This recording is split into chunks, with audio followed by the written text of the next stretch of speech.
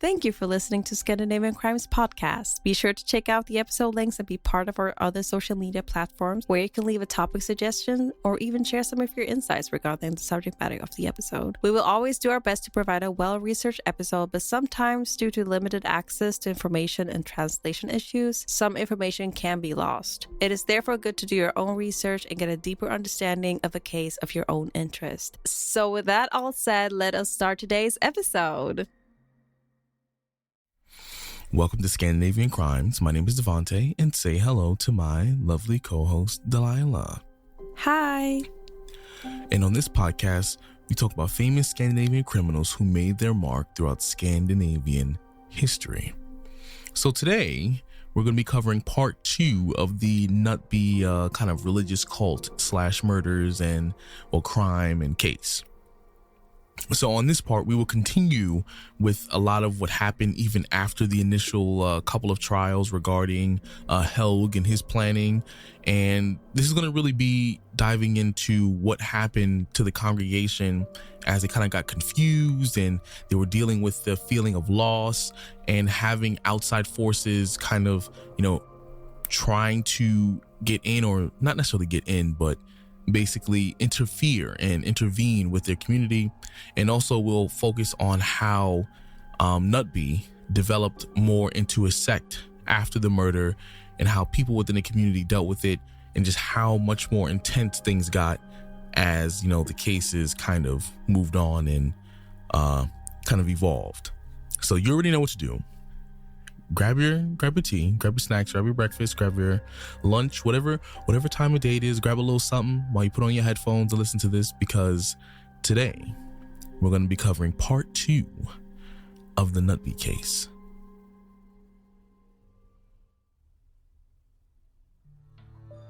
On a beautiful winter morning, amidst the cold, heavy snow under a clear blue sky, the police task force carried Alexandra out on a stretcher, covered with a blanket. Peter felt a sense of deja vu from 1999 as he walked around the congregation, informing them of the death of Alexandra, the second wife. It was the same pastor, Helg, the same family, and the same children involved in this situation. The congregation was deeply shocked by this tragic news. While they anticipated Åsa's death, the loss of the wrong person left many feeling bewildered. Following the Knutby murders in 2004, there was a huge media presence in the small suburban community. The congregation felt besieged, like their situation to living in a war zone. On February 1st, 2004, Lars Ivar Nielsen, the chairman of the Pentecostal movement, convened a crisis meeting in response to the Knutby events. He asserted that the Philadelphia congregation in Knutby should be disbanded. Driven by their isolation from mainstream society and their relentless media pressure, the congregation's attitude shifted from being welcoming and inclusive of everyone to viewing all outsiders as complete threats. Consequently, due to everything that transpired, they withdrew further into seclusion. At the same time, Peter and other leaders had strived to maintain the unity of the congregation, preventing its disintegration. Through their efforts, they succeeded, and many members chose to remain. The effort to disband the congregation was unsuccessful, leading to the departure of the Pentecostal leadership and their decision to sever ties with the Knutby Philadelphia sect. As a result, the congregation found itself isolated and devoid of external oversight. With the isolation, the growing emphasis on the doctrine of the Bride of Christ was even more important. The numerous hard trials are seen as validation that Knutby Philadelphia is fighting evil and has to continue in order to prevail. However, the media exposes their beliefs as sectarianism, and in response, the leaders resort to deception, denying Åsa's role as the Bride of Christ.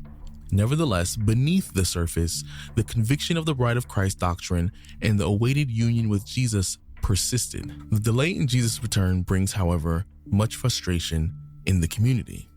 It's during this time that Urban and his family have relocated from their farm in Värmland to Knutby in order to serve God, moving into Helg's former residence. Urban steps forward to support Åsa the most and takes on the role of being the messenger of Jesus Christ. He ends up becoming Helg's successor, and Urban becomes the connection to Jesus. Urban is granted a rare privilege of entering Åsa's home and eventually spending private time with her, a gesture seen as the ultimate honor. His responsibility is to uplift, admire, and fulfill her needs, initially through massages and later even sexually, which Åsa believed Urban performs under direct guidance from Jesus. This relationship between Åsa and Urban remains a secret from the other members, of course.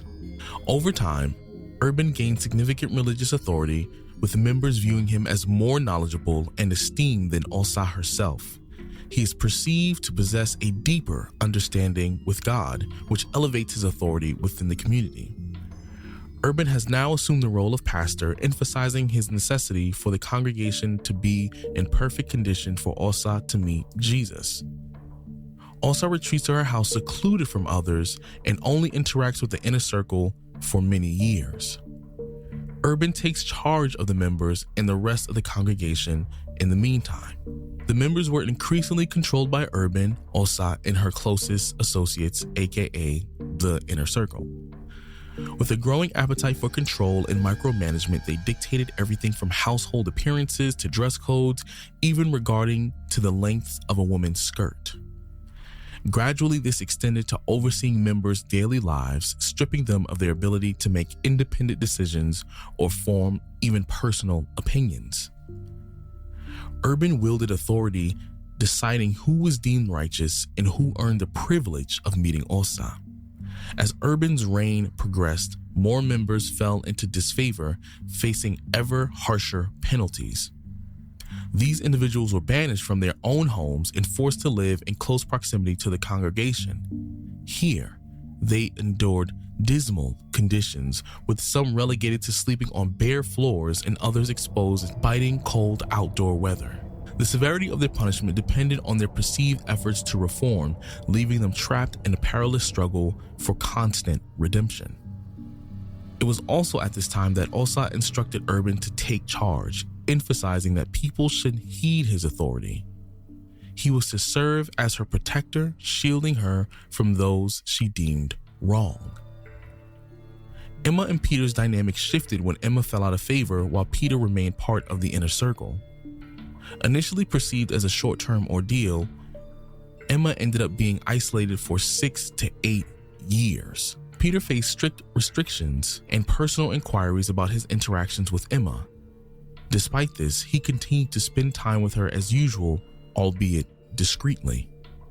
Feeling pressured by Åsa to take her side and defend her, Peter began to distance himself from Emma, even chastising her in Åsa's presence. After one such incident, Åsa expressed gratitude to Peter for his support, prompting him to believe he had done the right thing by prioritizing Åsa's well-being over Emma's. Those who spoke up faced severe repercussions, leading to isolation and even expulsion from the congregation. Peter, unable to confront the situation, feared losing everything he held dear, as Knutby was his entire world. However, many left the congregation criticizing Åsa's authoritarian rule. In the inner circle surrounding Åsa, a group of 12 individuals known as a table was formed. The control that was enforced became increasingly violent. Åsa resorted to physical violence against those deemed in the wrong. Any objection was construed as siding with evil and denying her as Jesus' bride. Concurrently, she hurled verbal abuse, using derogatory language to degrade and humiliate members who were wrong. Protesting against the violence was forbidden, as it was also considered wrong. Raising arms in defense would also provoke Åsa's anger. Members were expected to endure abuse without resistance and express gratitude for it. Additionally, they were required to apologize afterwards, as Åsa's hand would hurt from hitting them forcefully. A culture develops where it's not only Åsa who resorted to physical violence, but also those who were in higher positions were expected to punish those beneath them. The members surrounding the leadership circle became both victims as well as aggressors. As mentioned in the first part of the Knutby case, many children raised in Knutby endured harsh treatment, often by being ostracized and subjected to psychological mistreatment as well as extreme corporal punishment. Those who resisted the rules faced punishment even for behaviors typical of adolescence. Like the adults, they struggled to understand their faults and how to improve them. Peter played a significant role as pastor for the youth, bearing the responsibility of guiding them into the right path. He scolded them, believing it was God's will to do so. The correction was enforced by the inner circle, threatening punishment and saying that the children would go to hell if they didn't choose to follow God. This instills fear in many of the youth members of the community. When the youth were considered wrong within the congregation, their parents were also judged as unsuitable. In such cases, the children were placed under the care of the pastor's wives, effectively becoming wards of the congregation. If the parent was deemed wrong, their children would be relocated to another family to prevent them from being influenced by the parent. This resulted in parents losing authority over their children, who were expected to obey the directive of the congregation without question. Many of the children harbored fears of Jesus' imminent return, fearing they wouldn't have enough time to repent or change, and consequently would be left behind, separated from Jesus and God. The prospect of being abandoned instilled deep-seated fear in many. Some young people attempted suicide due to the severe mistreatment they experienced. Those who tried to end their lives faced even harsher treatment because suicide was considered wrong and the gravest sin leading to damnation. Approximately 20 individuals, both adults and children, grappled with the persistent suicidal thoughts during the continuous torture. In this sect, power is being exploited in multiple ways. Urban, serving as a pastor and leader, has initiated discussions with members around the table concerning several women in the community whom he labels as daughters. However, things take a turn when it comes to light that one of these women is under 18 years old. Urban wanted to have sex with one of the other women he called daughters and exploit them with his position in the congregation. Several of the daughters were reluctant to engage in this with Urban, yet they felt compelled to trust him and complied reluctantly. The sex was kept in secrecy from other members. The youngest member of the group, who became one of the daughters, was under 18 years old. Urban had committed sexual abuse against her and the other members of the daughter group. In the same way Sarah was exploited by Held, so too were the daughters. Urban abused his special holy position and the young woman's youth and vulnerability. Everything took place in 2015, but according to the victim, the advances began even earlier. The relationship between her and Urban began around the time she was 13 or 14 years old. Urban started holding her hand longer than usual, putting his hand on her back or his foot on hers in public. It was often under the table so others wouldn't notice. He also often expressed that he loved her. On one occasion, he had intercourse with the victim, who was 17 years old at the time, and several times carried out the actions that could be compared to intercourse as well. At that time, he was 45 years old. However, according to Urban, he did not make any conscious sexual approaches before the summer of 2015. Urban rationalized his behavior as claiming it was necessary as a part of his struggle to bring peace to Åsa. The victim, consumed by fear of being wrong, grew more reliant on Urban over time. Raised in an environment where asserting boundaries was highly discouraged, she never learned to assert herself. According to Urban, she took the initiative, and Urban resisted for a long time before he chose to become more intimate. He came to the reasoning that if God leads, he follows. When the relationship came to light, it marked the beginning of the end for the Knutby Philadelphia sect. As the young woman revealed what she had experienced, she confided in her parents, who confronted Urban, receiving an incoherent response from him. Patrick and the girl's mother then approached Åsa and told her about the situation. Åsa's handling of this was completely twisted and warped. She claimed it was entirely wrong, but blamed the girl and the other daughters, saying it was their fault for seducing and tempting him into this. This shocked them greatly. The young victim had been in the wrong for a while. 2 days before she told her parents about the relationship with Urban, Åsa subjected her to one of the acts she later got charged for. The victim approaches Åsa to apologize for being wrong, which Åsa replies by subjecting her to mental and physical abuse. The mother witnessed this, as she thought it would be good for the teenager if Åsa disciplined her. In 2016, Åsa and Urban's secret came to light that they had been in a sexual relationship for years. Osa claims Urban convinced her that intimacy with him was necessary to connect with Jesus, while Urban argues that Osa initiated him into sexual acts using spiritual arguments.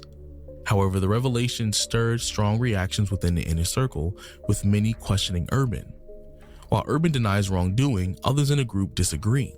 Tensions rise, leading Peter to strip Urban of his pastorship, prompting Urban to leave Knutby. After 2 decades of close-knit community living, members begin to distance themselves from Osa, making it much more difficult to stay in Knutby. Eventually, Osa also leaves the congregation.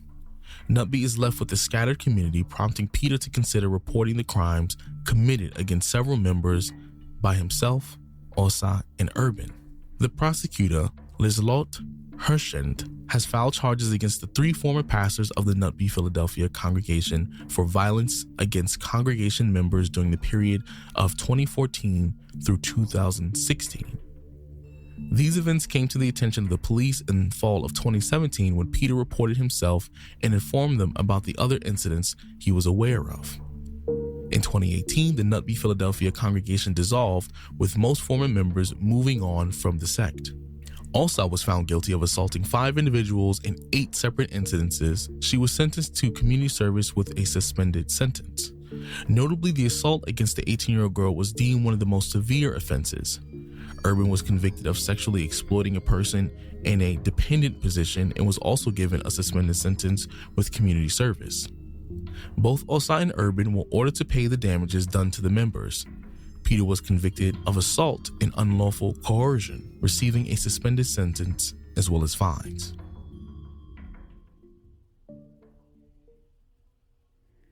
I was only going to start it with saying this one part here, and then you can just take it away. So after hearing this story, I remember a while ago in another episode, we was talking about like abusive relationships, and I think I was discussing how like some people believe it's strictly like, you know, a gender thing, and obviously I'm not making this a gender thing, but I just want to, it reminded me that oftentimes abuse isn't tied to like gender, man or woman, in terms of the relationship. It's about power dynamic, and this whole situation is proof of power dynamic, because Osa, who was the wife of Christ, was the one who was manipulating everyone below her because they believed she was powerful enough. And she took that belief, she took that power, and she manipulated everyone beneath her. And that's just something I wanted to bring up real quick, how like power dynamic makes a huge difference in any kind of friendship, relationship, whatever the ship is. You know, it's like power dynamic plays a part. It's actually interesting that you mentioned the relationship part, because there are people who sometimes compare, or like experts have compared like abusive relationship to this kind of sect kind of culture, because it's have very similar tendencies, and you know, so that's why many people have compared them. And it's what you say, like Osa had this very high spiritual hierarchy thing going on, and also Urban, oh I can't say that in English, Urban, it's just Urban pretty much, that's why I'm like yeah. Also was this, you know, higher up kind of he got even higher than Osa, because he was seen as like being the messenger of Jesus, or being like borderline almost like Jesus.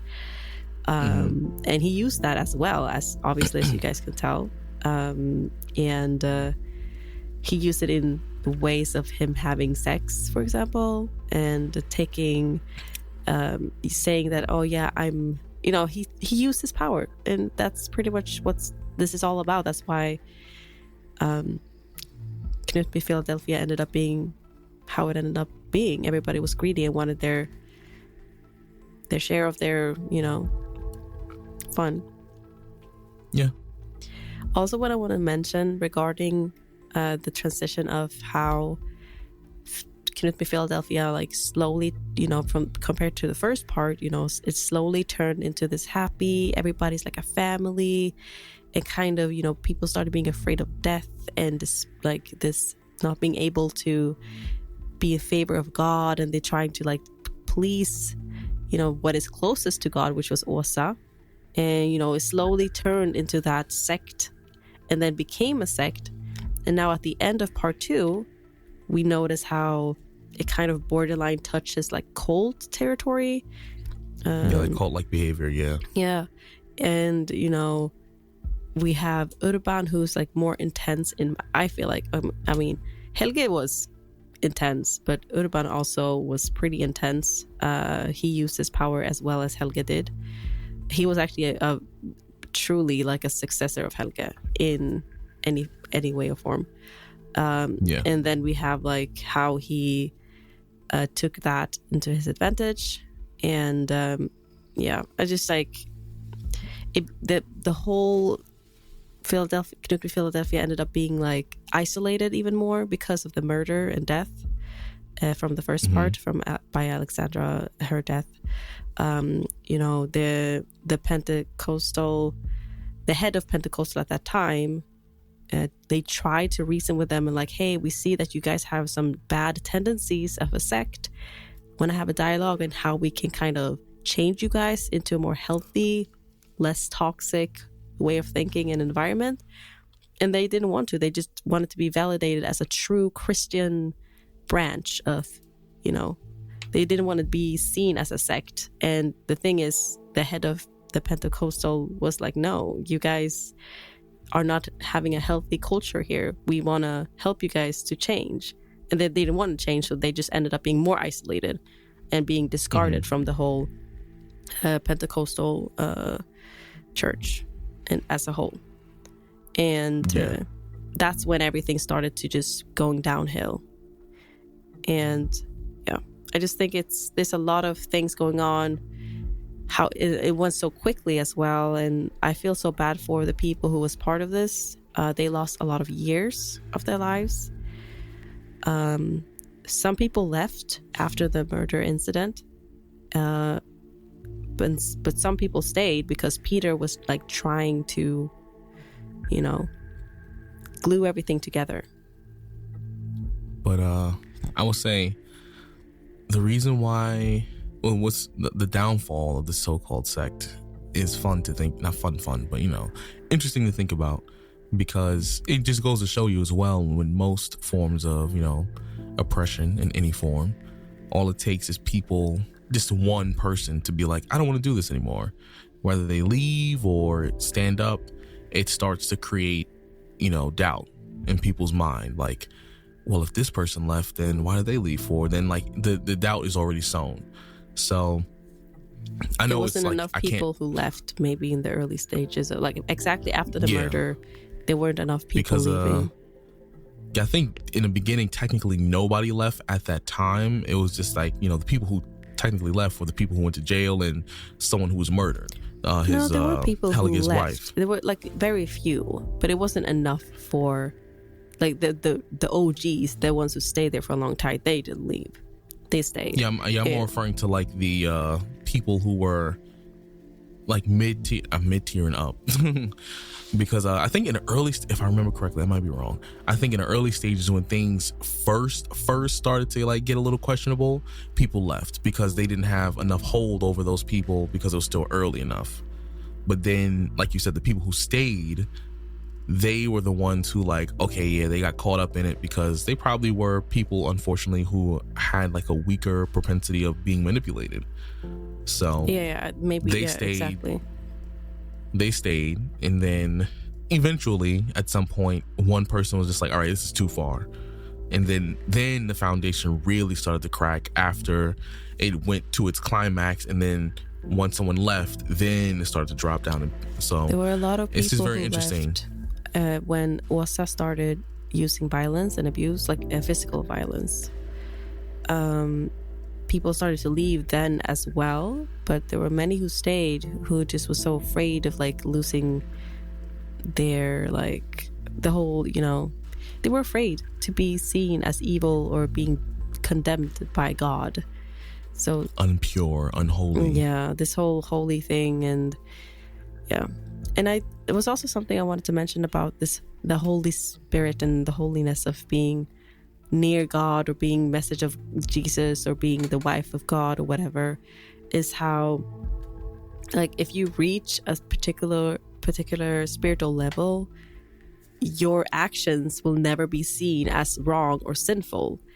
And this is nothing ever being shown in other religions. It's only like sects usually tend to have this kind of mentality, that the more like some sect does have this mentality, that if you are spiritual or very holy, you can't do anything wrong, you can't be punished or being sinful or anything. And that's why when Urban and Åsa got this holiness to them, that's why they were able to, like, you know, do whatever they want to. Yeah, and I think too, it's like, once again, a situation of power dynamic. I would say in any religion or also any group, when there's a form of hierarchy, the second that someone decides to abuse their power and use it to absolve them of fault, then and it's acceptable, or they can manipulate people into feeling like it's acceptable, then that's when it's going to start to run into issues. That's basically what can happen with governments as well. You know, a lot of governments started with, you know, everyone is equal under the law, and the second you start making exceptions, that's when things start to happen. So this happens to any kind of group of people, beliefs, a belief system. You know, the second a certain group of people are absolved of certain things versus the other, then that's when things get very questionable. And unfortunately, that was the case with this one. You know, just people looking for an excuse to, you know, oh yeah, you know, we have these rules. It doesn't apply to us though. You applies to you. Like, that's how the rules should be applied. But to us though, we can do whatever we want. We can have sex with each other behind closed doors. Yeah, and because we're worshiping each other's bodies for Christ, like. And they'll try and use that to justify their actions, because, you know, they want people to believe that they're above whatever rules that they themselves set. And I think that's interesting how, like, Åsa kind of blamed Urban and Urban kind of blamed Åsa for, like, initiating each other and stuff like that. And yeah. The thing is, it's like, I know it's a complicated issue when everybody's like egging on each other of like, I'm holy, you're not holy, and, you know, applying all these rules. But still, like, I just feel like, you know, you should have some common sense in a way. And I think that Åsa and Urban should have had a harsher sentence, in my opinion. Agreed. I think that using this, like, because a sect the thing is, they use this, the reasoning was like, oh, this case was so particular, but we don't have any laws that really kind of can sentence many of these people, especially because most of it was like psychological abuse, and that's even harder to prove in court and stuff like that as well. So it was just like, they kind of used that as, I mean, they didn't have any laws to kind of do anything about this whole case, which was also mentioned that, hey, many experts was like, this is a very unique case. There's no laws for sect kind of behavior or even physical, psychological abuse. We can only do anything about the physical part, which is mostly what Åsa got, and Åsa and Urban was sentenced for, or Urban was sentenced for the sexual part. But there was, if they had more prominent laws in Sweden, they could have actually used a lot of more victims would have been able to get help and get justice. But because they didn't have any, they got a very mild sentence. So they kind of also compared to, there is like a law in UK and other countries in Europe, or other countries in general, that prohibit the psychological manipulation of an individual or in a close relationship. So there are laws outside of Sweden, and if that law existed, you know, it could have been a much different scenario. And I think that's, you know, because this was very recent, I hope that they implement it after this case so it can be used for future, you know, for the future. Wait. Oh, you're done? Okay. Yeah, I just thought it was, you know, it's sad. I think they should have had a lot more. I think, you know, psychological manipulation is the one that hurts the most. It is the most intense abuse, in my opinion, and it does a lot, and it takes a long time to heal. You need a lot of time, and so. But yeah, what do you think about the sentence? Do you think it's, Well, I think the sentence definitely was something that they needed to stack a little bit more on that. But my main concern mostly is the victims, and not just victims in like the traditional sense. Obviously, I do care about the traditional sense in terms of their safety, but also I'm thinking about if these people, the people who were victims, if they fell victim to this time, what's stopping them from falling victim to like manipulation again? Now, the reason I ask that is because, some people learn their lesson. Like, okay, I know what to look for, and they'll pay attention. But also, let's be realistic. Not everyone is going to, they might heal from the emotional trauma itself, but some people can tend to fall into the same habits where they don't recognize when someone is trying to push their boundaries to see how much ground they can take from them and see how far they're willing to go. And that's what I'm kind of thinking about, because they weren't really punished, Helga and Åsa. Like they weren't really punished. And even if it's not them who does it again. Åsa. Yeah, that's what I meant, sorry. So even if it wasn't them who does the manipulating again, what's stopping somebody else from, seeing another, I hate to say it like this, but someone who doesn't really have a sense of conviction of themselves and taking advantage of them? Like, hey, you just do this for me one time. And then after that, it becomes a recurring thing. That's usually where my mind goes, where people have been manipulated and some of them recover and some of them continue to be manipulated.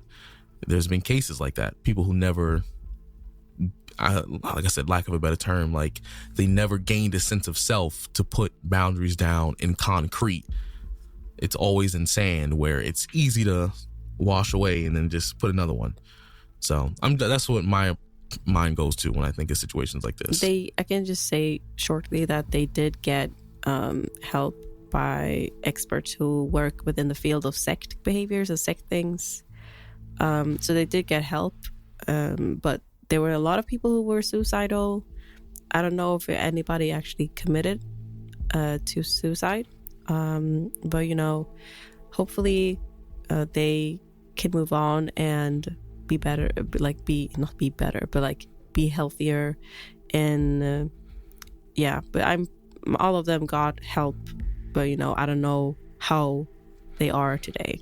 But most of them, some of them are doing better and they're trying to be happy and move on. But so as you know, all of them were pretty young when this happened. They were around their 20s.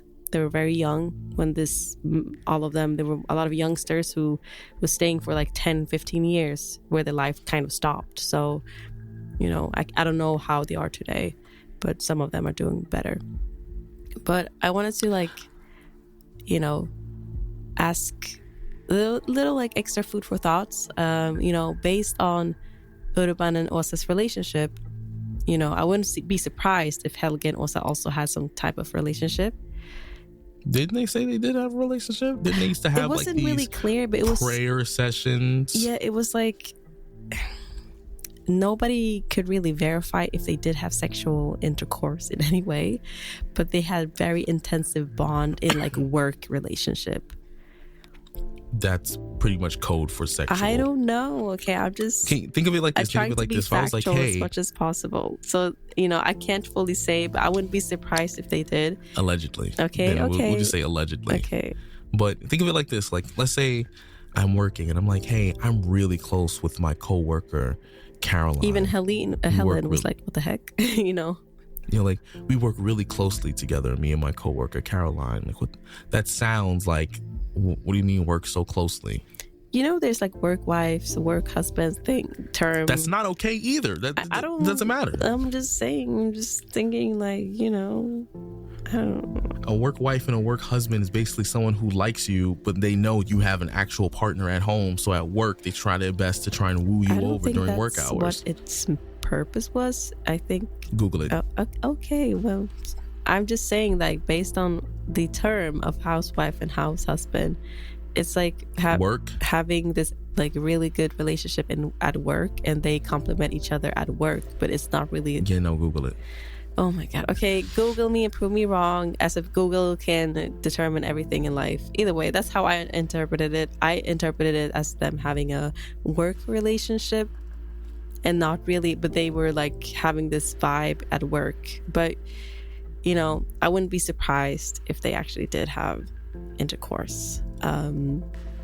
And also another thing that I wanted to mention is that something that was not mentioned in the story was that Åsa actually did have a lot of men that she had sex with.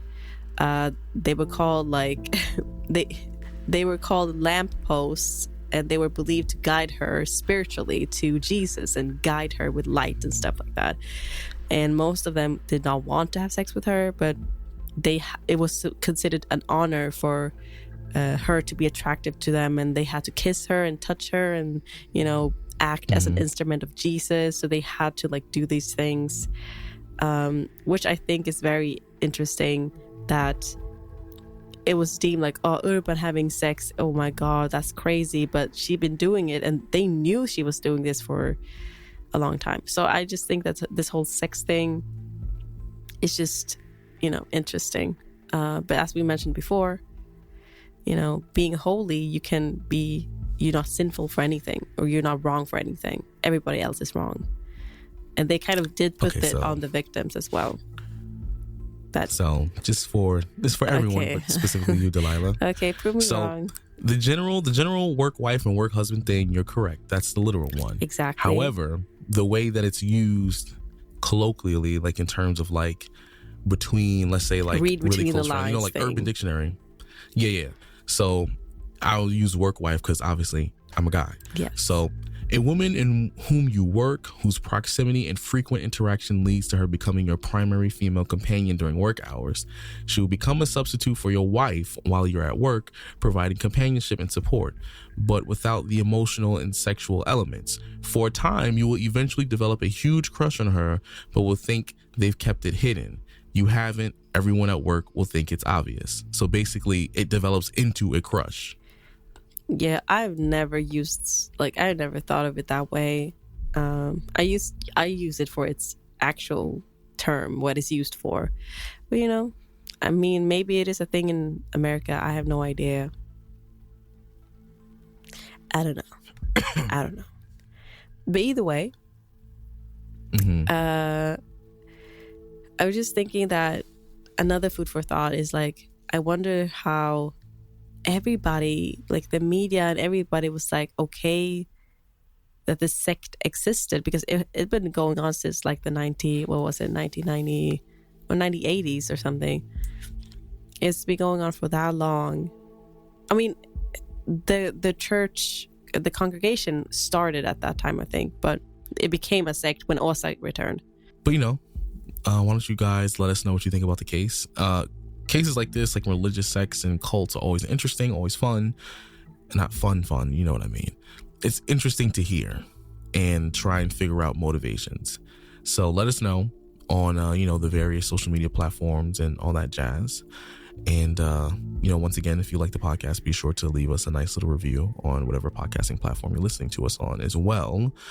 And let's kind of end everything off on a good note, per usual. Let's try and be creative and pick out something that we've never done before. So let me see. What do I have in mind? I'm trying to think.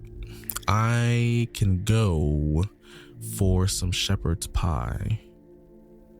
Sounds yummy. It's delicious. I don't know what I want. It's like going between garlic and butter spaghetti, or tteokbokki. Okay. Completely different cultures, I know, but that's right, what I'm debating right now. If that's what you're in the mood for, I can't judge it. But thank you guys for listening, as always, and we shall see you next week. Peace out. Bye.